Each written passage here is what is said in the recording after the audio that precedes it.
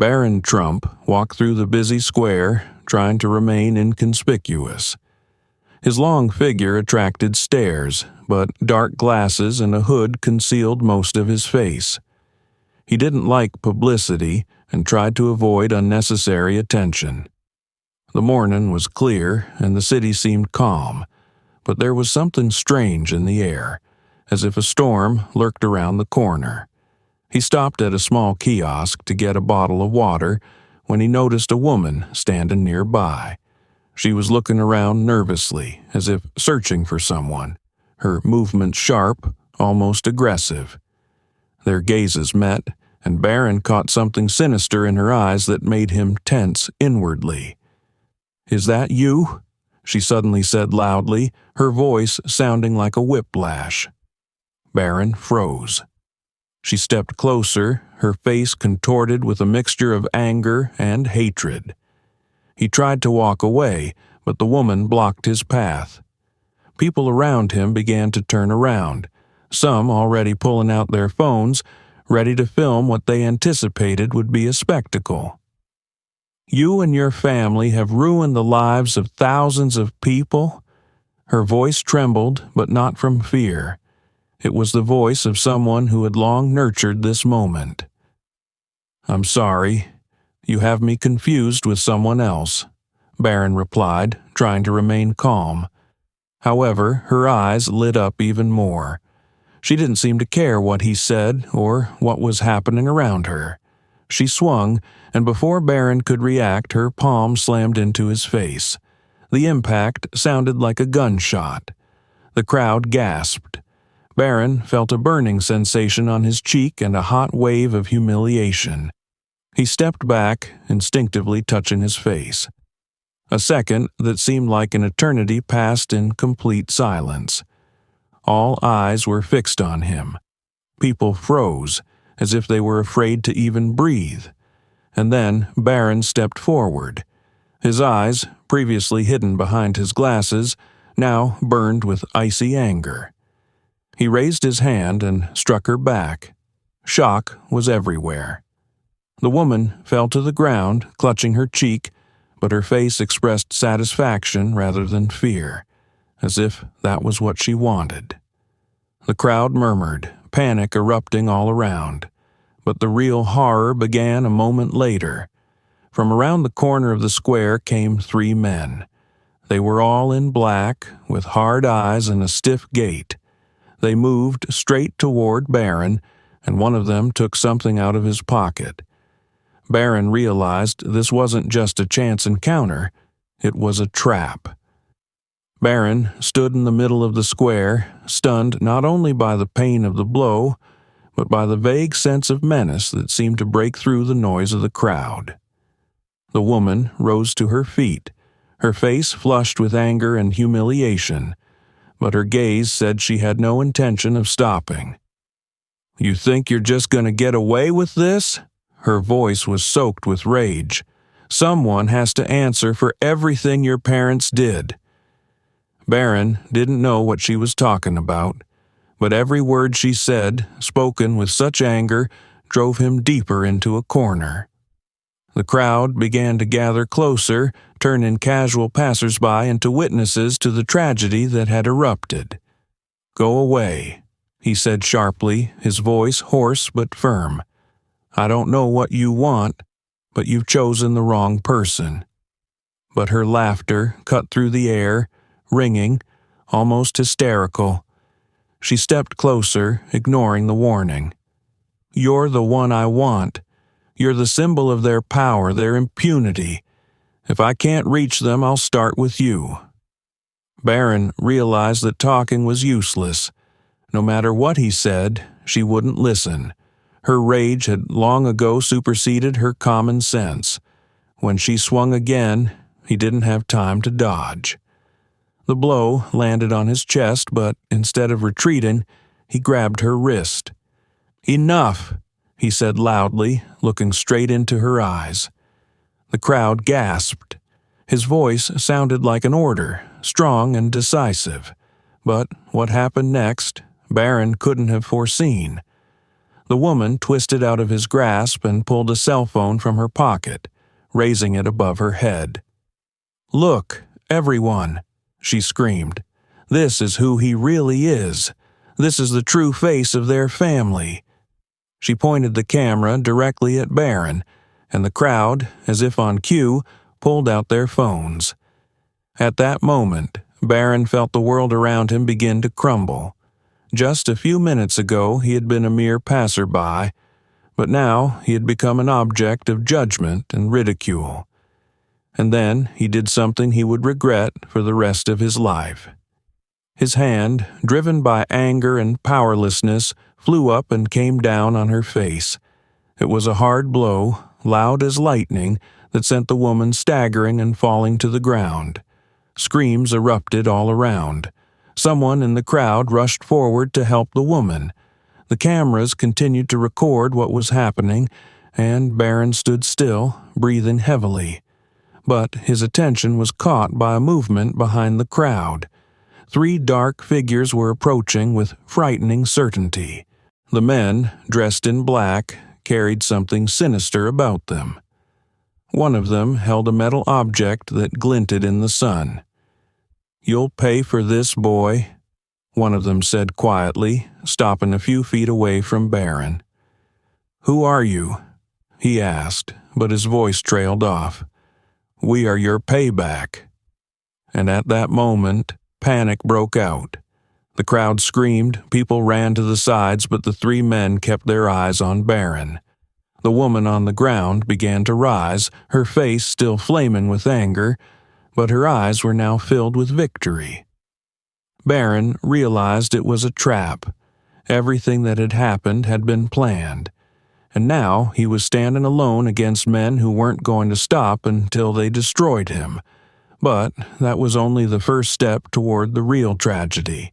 The square was already boiling. The whispers of the crowd grew louder, growing into murmurs and then chaotic noise. People with phones in their hands moved closer, creating a circle around Barron and the woman. It seemed like every second was packed with tension, ready to explode. No one knew how the day would end, but everyone realized that they had witnessed something more significant than the town's usual scandal. Barron felt the space around him narrowing.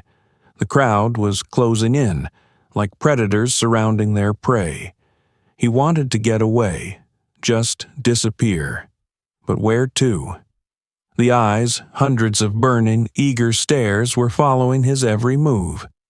The woman rose from the ground, her face pale, but her gaze burning with triumph. She did not try to leave or hide. On the contrary, her voice, full of drama, rose above the noise of the crowd.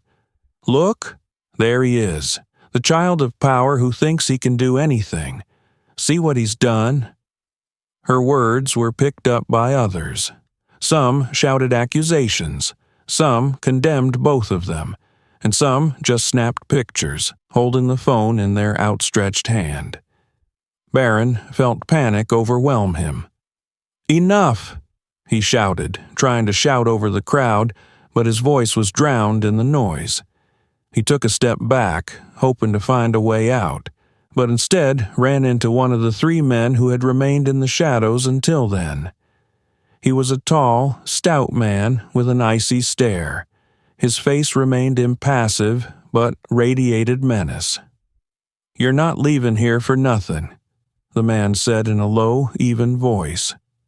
Barron took another step back, but the man blocked his path again. It wasn't just an accidental collision, it was a deliberate movement, calculated to deprive him of his choice. Meanwhile, one of the other men pulled out a cell phone, but not for recording.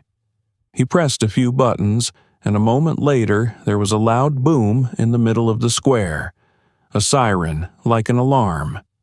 The people around them began to scream. Some ran away, but many stayed as if mesmerized. The woman, standing in the center, grinned. "Now everyone will know the truth," she said quietly, but her words echoed in Barron's mind. The noise was getting worse. The crowd was becoming more and more unruly. Someone threw a bottle toward Barron. Another shouted an insult. Men in black stood as if guarding a woman, but their eyes were fixed on Barron. "You are the symbol of their power," one of them spoke again. "We will destroy you to destroy their empire." Barron felt the blood rush to his head. This was all a trap, a carefully planned attack. He'd been surrounded, dragged into this chaos, and now it looked like they were preparing for something even worse.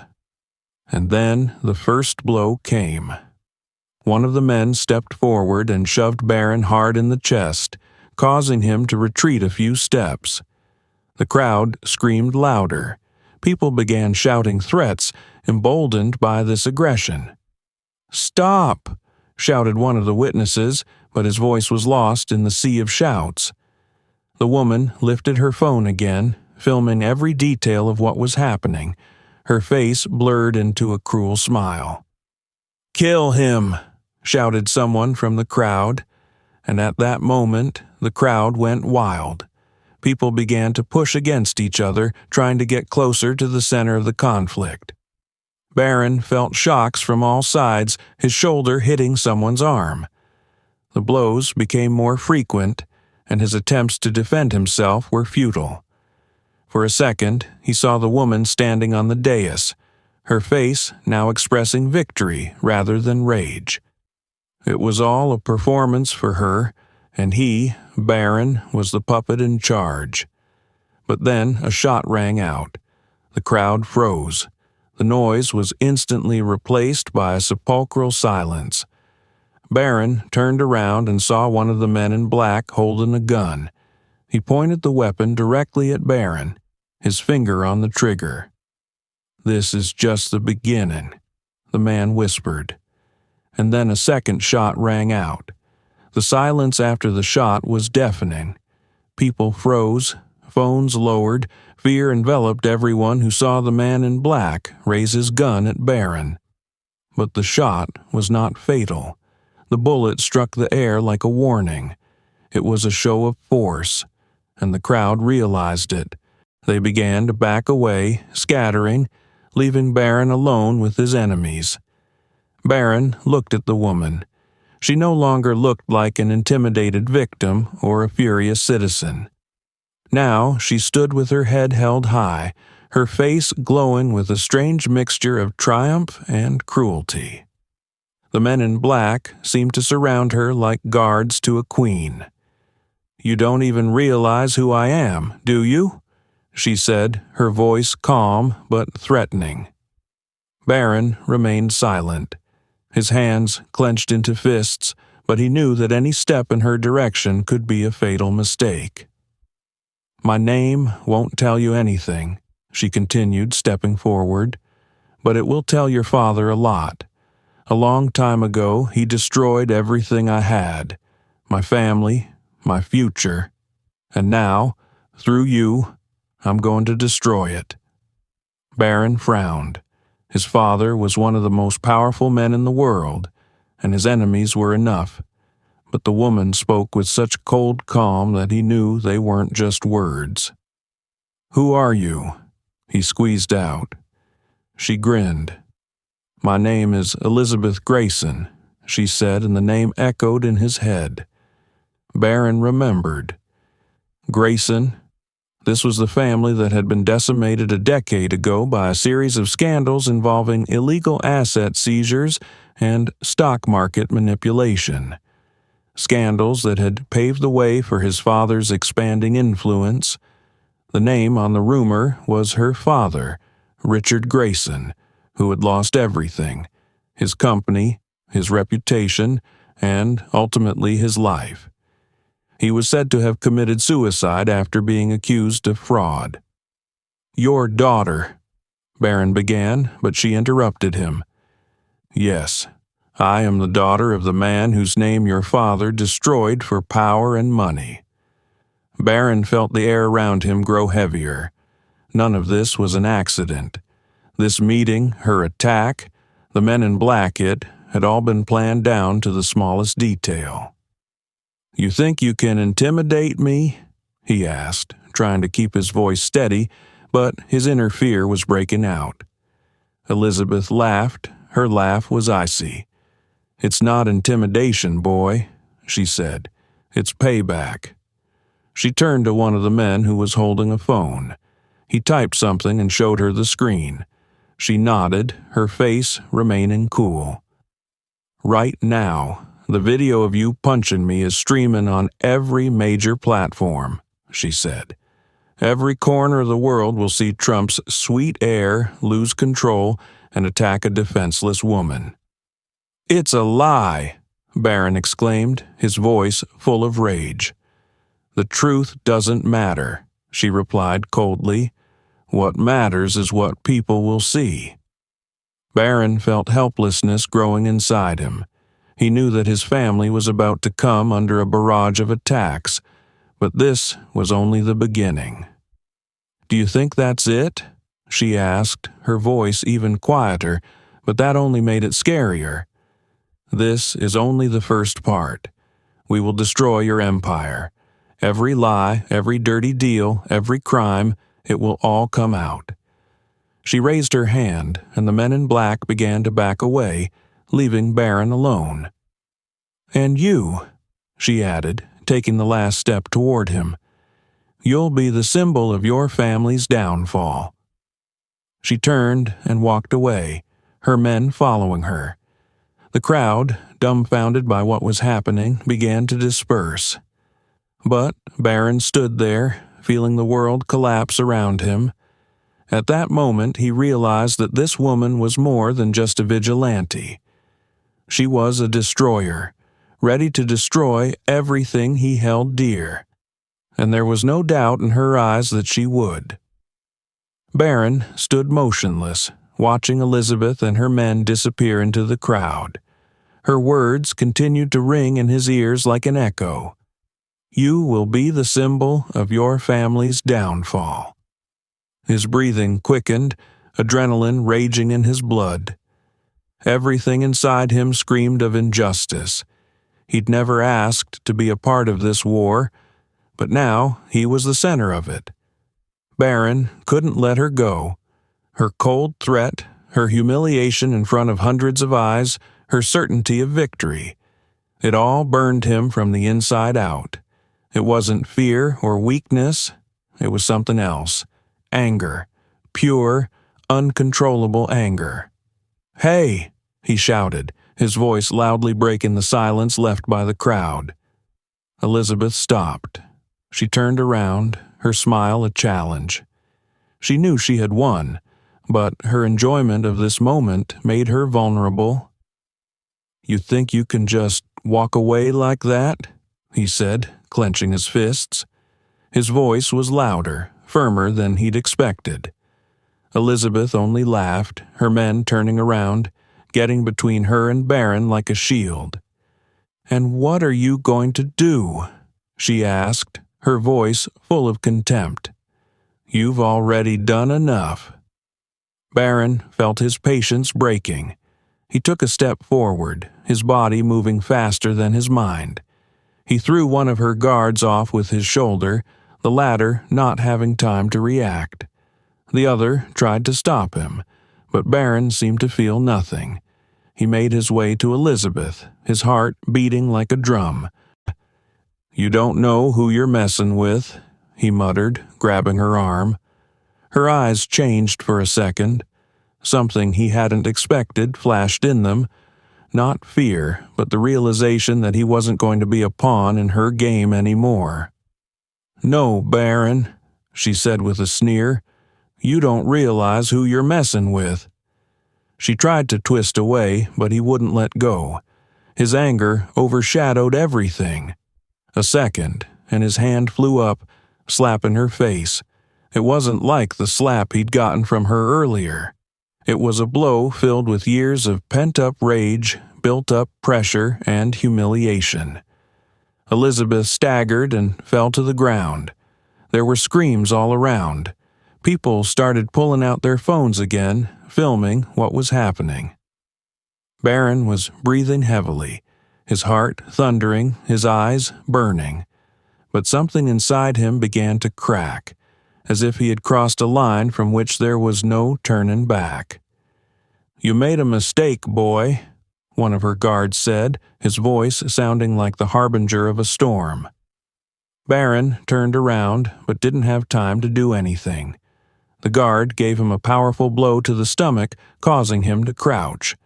A second blow struck him in the face. He staggered, but didn't fall. The crowd began to scream. Someone tried to intervene, but the men in black pushed away anyone who came close. One of them lifted Barron by the collar and threw him to the ground next to Elizabeth. "That's enough," she said, rising to her feet. Her face, now with the red mark of the blow, seemed even more sinister. Barron lay on the ground looking at her. She leaned closer, her voice quiet but full of venom. "You just signed your own sentence." She stood up and nodded to her men. They turned, leaving him lying on the ground, and her figure disappeared back into the crowd. Barron tried to rise, his hands shaking, but he felt he couldn't stay here. Everything that was happening had become more than just a conflict. It had become the beginning of a war. The cameras were still pointed at him, and he knew that in a few hours his face would be everywhere. But worst of all, he realized that her words were not an empty threat. Elizabeth had just set off a chain of events that would destroy not only his life, but his family as well. And worst of all, Barron had given her the weapon himself. The square turned into a chaotic battlefield. The crowd, originally just watching, now split into two camps. Some shouted in defense of Barron, accusing the woman and her men of provocation. Others, outraged by his retaliation, demanded punishment. Emotions boiled over like seething lava, and no one could stop the growing chaos. "It was self-defense," shouted a man from the crowd, pointing at Barron. "She attacked him first." "He hit a woman," shouted a young girl, filming the whole thing on her phone. "He thinks he can get away with it because he's Trump." Those words were the spark. People began shouting at each other, pressing closer to the center, where Barron stood, still staggering from the blow. His gaze swept over the faces, and he saw in them a mixture of anger, fear, and a hunger for justice, his own justice. Suddenly, something heavy flashed through the air. A bottle thrown from the crowd flew over his head and shattered on the ground. That sound was the signal. Some rushed forward, some tried to run away, and some began to fight. Barron instinctively raised his hands as another object, either a phone or a rock, flew past him. People screamed and the crowd grew denser. His breathing quickened. A moment more and he felt someone pushing him. He fell to his knees but immediately got up, trying to back away. But there was nowhere to go. There was a scream from the other side of the square. Two men clashed with each other, and one of them fell to the ground, losing his balance. The blow was hard, and blood ran from his nose. This only inflamed the crowd. No one listened to reason anymore. People were pushing, fighting, throwing objects at each other. Barron felt someone grab his arm. It was a young woman with a frightened face who said in a whisper, "You have to get out of here. Now." He nodded, but didn't have time to move. A group of several men blocked the way, shouting accusations. "You're no better than your family. We won't let you go." Barron clenched his fists, feeling his panic give way to desperate determination. But before he could say anything, there was another sound, a thud, then a scream. One of the men protecting Barron fell to the ground, holding his head. He had been hit with something heavy. "Stop!" shouted Barron, but his voice was drowned in the chaos. A man with a bloody shirt ran past him, chased by two screaming men. A woman with a child tried to get out of the crowd, but she was knocked down. She screamed when someone accidentally stepped on her arm. Barron realized that the situation was out of control. He tried to break through the crowd, but every step was like a struggle. His shoulder was hit, he almost fell, but he managed to keep his balance. Flames erupted in the center of the crowd. Someone had set a garbage can on fire, and thick smoke began to billow over the square. People coughed and covered their faces, but still continued to shout and push. It was then that he heard her voice. Elizabeth stood at a safe distance, her face as calm as a director watching his play. "This is only the beginning, Barron," she said loud enough for him to hear. "Your name will be cursed." He wanted to shout something back, but suddenly he felt a sharp pain in his leg. Someone kicked him on the knee and he fell down, breathing heavily. 2 men were leaning over him, their faces full of hatred. "You think you're special? You think you can do whatever you want?" one of them shouted, raising his hand to strike. But the blow did not follow. A police siren sounded, and security forces rushed into the square. People in black uniforms began to disperse the crowd, pushing them back with batons and shields. Some of the crowd tried to resist, but were quickly neutralized. Barron was lifted off the ground, his shirt torn and his face covered with dirt and scratches. The policeman said something to him, but he didn't hear. His gaze was fixed on Elizabeth. She stood at a distance, surrounded by her men. Her eyes met his. She didn't say a word, but her smile said more than any words could. Barron knew this was only the beginning. The violence that had erupted today would be the spark for something bigger, and he was at the center of that flame. The square fell silent, but only for a moment. The police pushed back the crowd, trying to restore order, but tension remained in the air. Barron, standing between the officers, tried to come to his senses, but his gaze kept searching for Elizabeth. She was still there in the distance, but now a new group of men surrounded her. Their faces were hidden by hoods, their movements precise and coordinated, as if they were more than just guards. Suddenly, one of them stepped forward and raised his hand as if unintentionally. An object that looked like a small transmitter gleamed in his fingers. Something quiet, almost imperceptible amid the noise, clicked, but the next second everything changed. The first shot rang out. The cops instantly turned toward the sound, trying to figure out where it came from. A second bullet pierced a lamppost, sending sparks flying downward, adding to the chaos. People who had just begun to disperse began to panic again, and the square became a trap. Barron felt someone grab his shoulder. It was a police officer. "We need to leave," he said, pulling him along with him. But Barron froze, his gaze fixed on Elizabeth. She did not move. Her stillness, even amid the gunfire, was frightening. The men around her were scattering in different directions, taking up key positions. "They knew," Barron whispered, realizing the magnitude of what was happening. It was all planned. The third shot sounded closer. The policemen raised their guns, trying to see who was firing, but the enemy remained invisible. Suddenly, several more men armed with semi-automatic weapons emerged from the crowd. Their faces were hidden by masks, and their movements were quick and precise.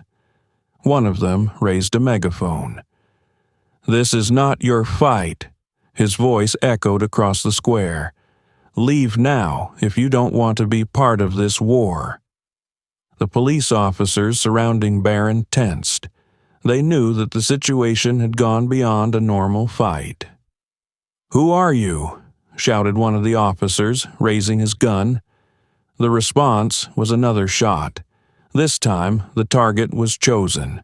One of the policemen collapsed to the ground, holding his shoulder. Blood spread across his uniform and screams filled the square again. Barron, trembling, instinctively began to back away. He realized that these men had not come for chaos. They had a purpose, and that purpose was him. "Barron, go!" shouted another officer, pushing him toward the nearest exit. But before he could take a step, a group of men in black blocked the way. They were the same men who had accompanied Elizabeth. Their weapons were now at the ready, their gazes cold and determined. "Do you think it's an accident?" Elizabeth's voice came from behind them. She stepped out from behind them, her face shining with triumph. "This is all just the beginning." Barron gritted his teeth. "What do you want?" he shouted, his voice shaking with a mixture of anger and fear. "It's not me you want," she said, moving closer. "You're just a means to destroy everything your family has built." She made a hand sign, and one of her men raised his weapon, pointing it at Barron. But before he could fire, new figures burst into the crowd. They weren't police officers, but they weren't random passers-by either. Their movements were professional, their tactics precise. "Get down!" someone shouted to Barron, and he fell to the ground as a line of shots whizzed over his head. The new participants in the conflict opened fire, aiming at Elizabeth's men. A firefight ensued. The square was filled with the sound of gunfire, screams, and the sound of breaking glass. The people who were still in the square scattered. Barron lay on the ground, feeling the world around him tearing apart. He saw one of the attackers fall, wounded. He saw the police trying to take control of the situation, but their strength was clearly lacking. Elizabeth was still there in the center of the chaos, her men fighting unfamiliar fighters who seemed to have a purpose as well. Barron realized he was caught between two fires. This wasn't just Elizabeth's revenge. This was a game in which the bigger players had entered. The secret organization, whatever it represented, was using this conflict as an excuse to start its own war. And he was the epicenter of it. Barron rose to his feet, trying to find a way out. But every step he took was accompanied by gunshots and people falling. He realized that the only way to survive was to find those who could tell him what was really going on. But in this chaos, no one could be trusted. The square turned into a war zone. Shots echoed through the streets, shouts intermingled with the cries and noise of people fleeing. Those who just a few minutes ago had been watching the conflict were now running for their lives. But not everyone succeeded. Barron ducked behind a broken bench. The wooden splinters left by the bullet scratched his hands, but he didn't even pay attention. His eyes searched for a way out, but every path was blocked. He saw the bodies of men lying on the ground, some motionless, others weakly moving, clutching at their wounds. One man, obviously a father, was holding a little boy in his arms. The child was crying, tears streaming down his face, and his father was cradling him in his arms, trying to shield him from the chaos. But as the man ran toward the nearest shelter, a gunshot rang out. He fell, and the child screamed, confusedly trying to pick him up. Barron wanted to scream, but his voice caught in his throat.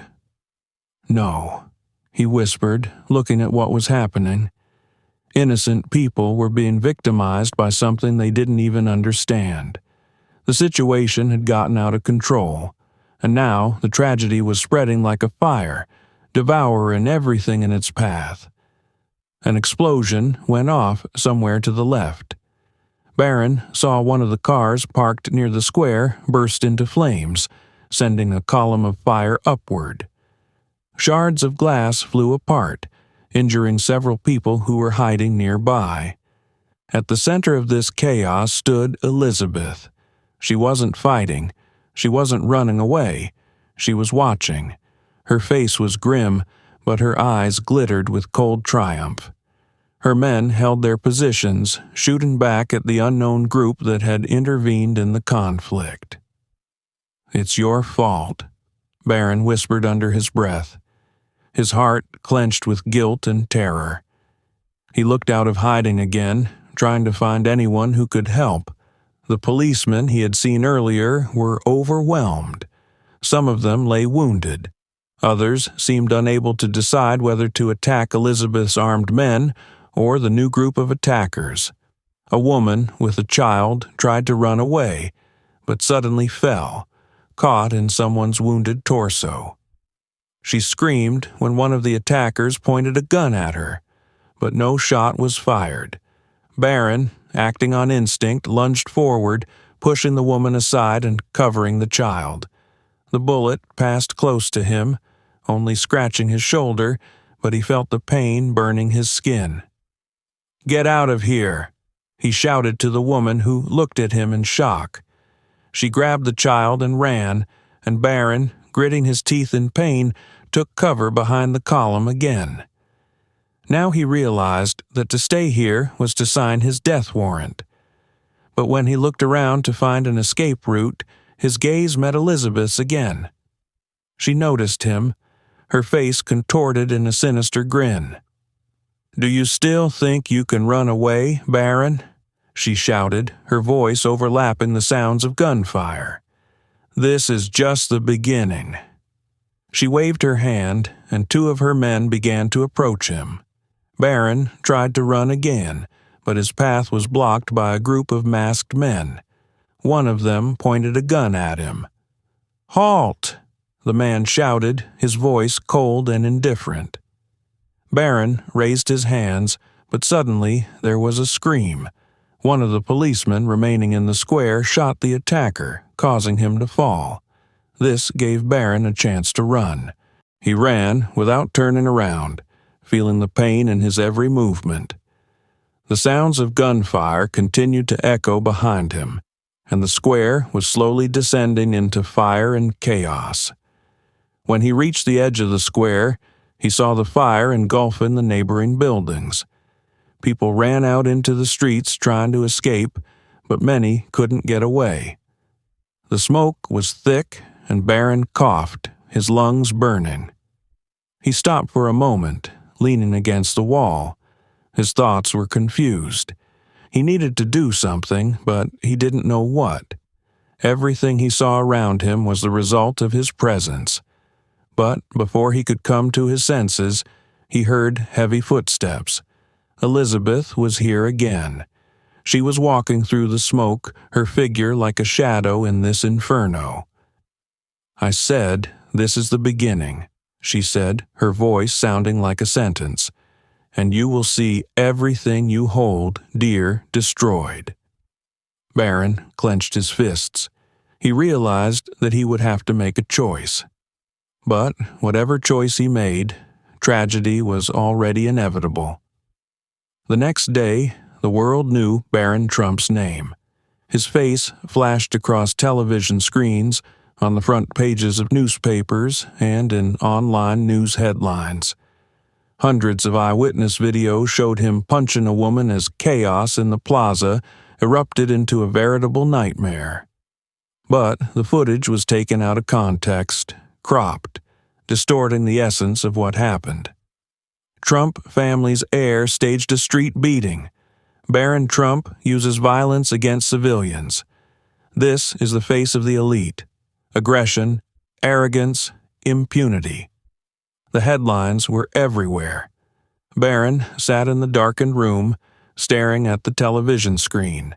He saw the commentators one by one giving their opinions.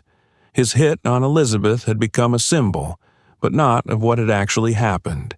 It became a symbol of power and impunity. "This boy is a product of his father," one political analyst said on air. "He was taught from childhood that he was above the law. Look at him. He doesn't care about people. He only sees them as pawns." "But we've seen footage of him trying to protect the child," the host objected. but his voice was immediately drowned out in the noise of the other guests on the show. "It's just a game," shouted a woman from another window on the screen. He had to make himself look like a hero, but look how many innocents suffered because of his presence. Every word was like a knife. Barron turned off the TV, but his phone screen lit up immediately. The news feed was filled with pictures of him, videos, memes that equated his face with the symbol of hate. "That's enough," he whispered, tossing the phone on the bed. But that was just the beginning. Protests began in the streets. Crowds of people came out with placards demanding, "Punish the heir to the elite." They surrounded the offices where Trump family lawyers worked, chanting, "We want justice. Barron must be held accountable." An even harsher campaign unfolded on social media. His name became a hashtag, and every user felt entitled to condemn him. Thousands of comments appeared under each Trump family post.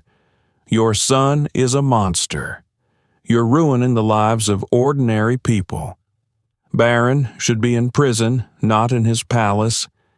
His mother, Melania, called him every minute, but he didn't answer. He knew she wanted to protect him, as she always did, but this was not her war. Donald Trump, his father, remained mysteriously silent, though Barron knew that behind the scenes he was already trying to mount a campaign against the allegations. But no family resources could stop the waves of hatred. The truth was lost in noise, in manipulation, in deliberate distortions. Videos of Elizabeth provoking conflict, of her men shooting first, disappeared from the public domain. The media mentioned only one thing: peaceful protesters were hurt because of Barron Trump's aggression. He knew it was her job. Elizabeth was in control of this chaos. She skillfully used the situation to undermine his family's credibility, turning him into a symbol of tyranny. One night, unable to withstand the pressure, Barron walked outside. He walked unguarded, unprotected, hoping to just feel like a normal person. But the streets were filled with people. He heard someone whisper his name. "It's him!" someone shouted. In a second, a crowd surrounded him. People shouted accusations. Someone threw a plastic bottle at him. "Did you think you could get away with it?" the woman shouted. "How many more people are going to get hurt because of you?" Barron raised his hands, trying to say something, but the crowd wouldn't listen. They shoved him, shouted curses at him. There was anger in their eyes, and no one wanted to hear the truth.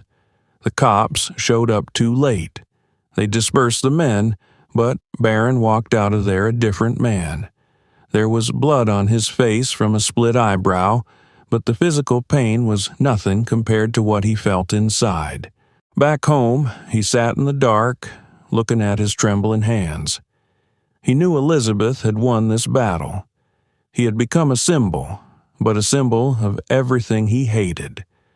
And that's when he realized that to survive, he'd have to be part of the game, but on his own terms. Barron sat in a dark room, his face illuminated by the faint light of the monitor. On the screen were notes, clues, names, faces, all the details he'd been piecing together over the past weeks, pointing to one target, Elizabeth Grayson, and those behind her. Each piece of the puzzle began to fit together into a picture that was far darker than he'd expected. Elizabeth was just a puppet, a tool in the hands of people whose goal was to destroy not only his family, but the stability of the country itself. Barron learned that the organization behind her actions manipulated public opinion, reinforcing the split between the people and the elite. But her motivation was personal. She didn't just want revenge, she wanted to see everything the Trumps had created turn to ash. "It won't stop until someone pays for it," he said to himself, clenching his fists. That night, he made a decision that would change everything. The next day, Elizabeth sat in a luxurious office downtown. She was surrounded by monitors displaying the news: protests, trashed streets, blazing buildings. All of this was the result of her work. "Barron hasn't made a move yet," she said to one of her men. "But he will," the man with the gun at her door replied. "He's cornered."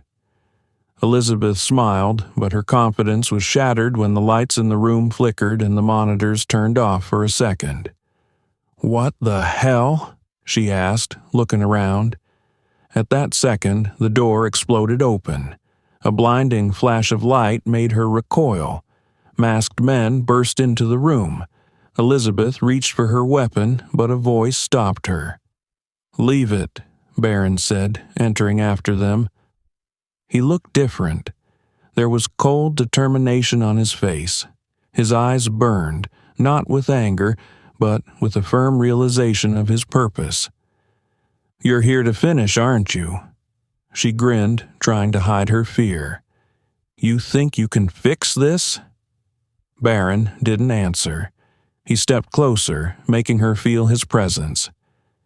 "This isn't about me, Elizabeth. It's about the people who have suffered because of you and me." "You're part of the problem," she spat out. "You think you can make yourself a hero? No one will forgive you." Barron fell silent. Then, slowly, he held out the file folder to her. "This is all I've been able to find," he said. "All your organization's connections, their schemes, their goals. I've sent copies to the media. It'll all be out in an hour." Her face went pale. "You will destroy them," Barron continued. "But you'll also destroy yourself, because you're part of it." She burst out laughing, but there was fear in her eyes. "What about you? You think they'll leave you alone?" "No," Barron replied. "I know there will be a price to pay for that." He took a step back, nodding to his men. They led her toward the exit, and he remained standing in the empty room. Within hours, the news exploded. The data Barron had uncovered had shattered the reputations of a host of powerful figures, shattering their schemes. But his name didn't become heroic. He was accused of complicity, of trying to cover himself. The protests intensified. Soon, the crowd surrounded the building where Barron was located. He stood at the window, watching the people who were chanting his name, demanding justice. The door to his office opened. It was his mother, Melania. "Barron," she said, tears glistening in her eyes, "you don't have to stay here." He shook his head. "I have to, Mom. Everything that's happened is because of me, and I'm not leaving." She knew it was useless to argue. He hugged her one last time and then walked her to the exit. The crowd entered the building a few minutes later. They stormed into his office, but Barron did not resist. He was led outside, his shackled hands trembling, but his face remained calm. This picture traveled around the world. Barron became a symbol of destruction and rebirth at the same time. His sacrifice changed not only his family, but the world. And somewhere in the confinement, Elizabeth watched the news, realizing she had lost. But her loss was worth too much. We would really like to know what you think about this story. Have you had similar cases in your life when a person found himself in the center of unfair accusations? How would you act in such a situation? Your opinion is very important to us, and we value each and every one of you. If you like this story, don't forget to give us a like and subscribe to our channel so that you don't miss new stories. We wish you a good day.